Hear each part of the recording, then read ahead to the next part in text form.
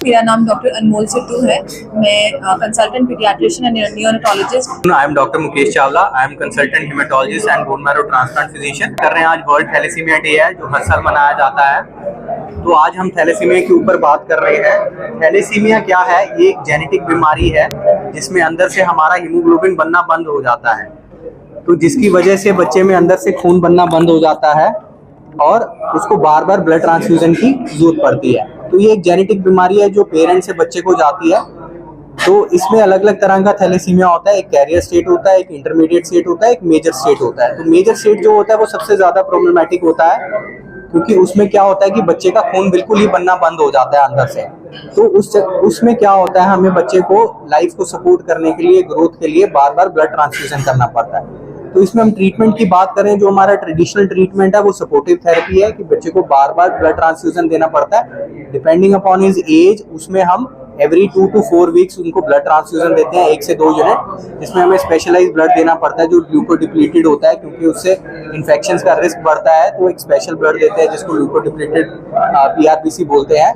और इसके साथ क्योंकि इसमें आयरन लोडिंग का एक रिस्क होता है, तो कुछ टाइम के बाद हमें उनको आयरन निकालने वाली मेडिसिन भी स्टार्ट करते हैं जिसको किलेशन थेरेपी बोलते हैं। अब इसके बाद बोले कि ये तो एक सपोर्टिव थेरेपी है, हम इसमें क्यूरेटिव इंटेंट में नहीं गए हैं, बट जैसे कि हम बता रहे हैं कि साइंस बहुत तरक्की कर रहा है, तो अब नियर थेरेपीज आ गई हैं जिसमें कुछ इंजेक्शंस आ गए हैं, जैसे लुस्पाटैब्सेप्ट इंजेक्शन है जिसका 50 to 60% रिजल्ट है कि अंदर से हीमोग्लोबिन बढ़ाना शुरू कर देता है, बट 100% रिकवरी तो नहीं है उससे भी। तो क्यूरेटिव इंटेंट में अगर हम बात करें वो है बोन मैरो ट्रांसप्लांट।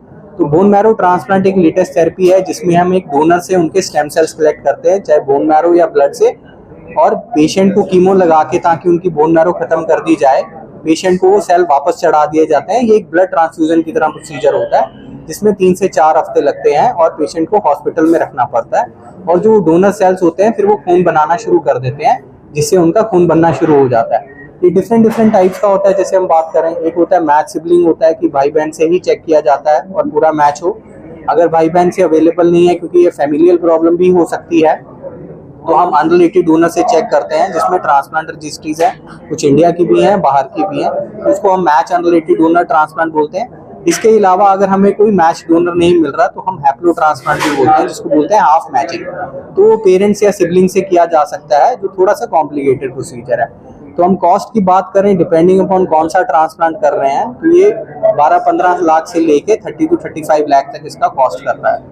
ये प्रॉब्लम जनरली जो है 6 months ऑफ एज के दौरान स्टार्ट होती है, जब बच्चा 6 महीने के इर्द गिर्द होता है टू टॉडलर एज ग्रुप तक हमें पता चल जाता है। जनरली बच्चे अनीमिया के साथ प्रेजेंट करते हैं और उसके साइंस एंड सिम्टम्स के साथ प्रेजेंट करते हैं। जल्दी थक जाना, एक्सेसिव क्रैंकीनेस, एक्सेसिव क्राई, और ये सारे सिम्टम्स के साथ बच्चे आते हैं। और समटाइम्स इंसिडेंटल फाइंडिंग्स भी होती हैं, जैसे जब बच्चे का हम टेस्ट करते हैं फॉर सम अदर थिंग्स, जैसे वॉमिटिंग या डायरिया के साथ बच्चा आया तो उसमें हमने देखा कि बच्चे का HB सिग्निफिकेंटली लो, तब हम बच्चे के स्क्रीनिंग टेस्ट करते हैं जिसका नाम है HB electrophoresis, which is a test to diagnose thalassemia. तो उस टेस्ट से हम फिर उसके बाद subsequently go for the confirmatory test, and फिर उसके बाद मैनेजमेंट पार्ट वो स्टार्ट होता है। सिंस ये जेनेटिक प्रॉब्लम है तो ये लाइफ लॉन्ग प्रॉब्लम ही है। So this is not something that can be changed.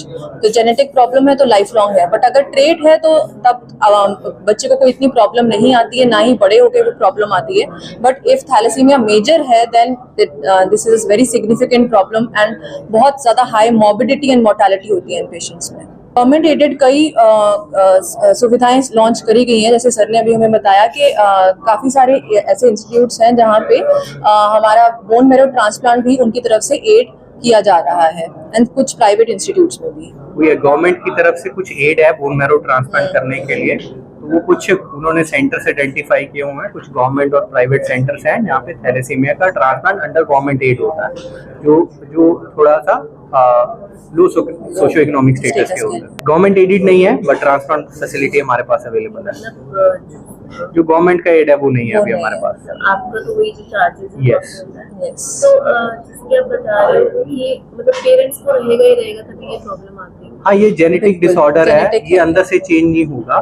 Even patient का भी अंदर से चेंज नहीं होता। प्रॉब्लम नहीं है तो किसी को नहीं, बच्चे नहीं, वो कैरियर स्टेट होता है, कैरियर स्टेट में मेजर प्रॉब्लम नहीं होता। तो वही है कि अगर बच्चे को भी दोनों- कैरियर स्टेट है तो उनका भी नॉर्मल ही लाइफ रहता है। अगर दोनों जीन्स आ जाएं तो वो थैलेसीमिया मेजर बनने का रिस्क होता है। जब वो प्रॉब्लम होता है तो उसको ट्रीट करना होता है हमने। तो थैलेसीमिया मेजर वही है कि ट्रांसप्लांट करने के बाद भी उनका जीन नहीं चेंज हुआ, बट अंदर से जो बोन मैरो वाले सेल्स हैं जो खून बनाते हैं वो हमने चेंज कर दिए।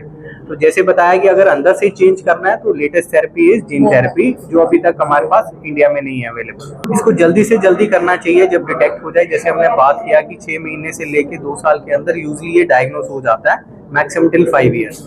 तो जब ये डायग्नोस हो जाए तो हमें ट्रांसप्लांट ऑप्शन भी इमीडिएटली स्टार्ट कर देनी चाहिए इन अलॉन्ग विद द ट्रांसफ्यूजन। तो अगर इसको 2 से 7 साल के अंदर किया जाए जब कॉम्प्लिकेशंस नहीं है, तब ट्रांसप्लांट के बेस्ट रिजल्ट्स हैं और विदाउट कॉम्प्लिकेशन। उसको मॉनिटरिंग रखते हैं। यूजली 90-95% इसमें सक्सेस रहता है कि पेशेंट वापस लूज नहीं करता है अपने ट्रांसप्लांटेड सेल्स को और उसमें दोबारा जरूरत नहीं पड़ती है। सबसे इम्पोर्टेंट तो मैं इस चीज़ पे एज अ पीडियाट्रिशियन फोकस करना चाहूँगी कि screening is very very very important. Parents before conceiving should get a screening test done.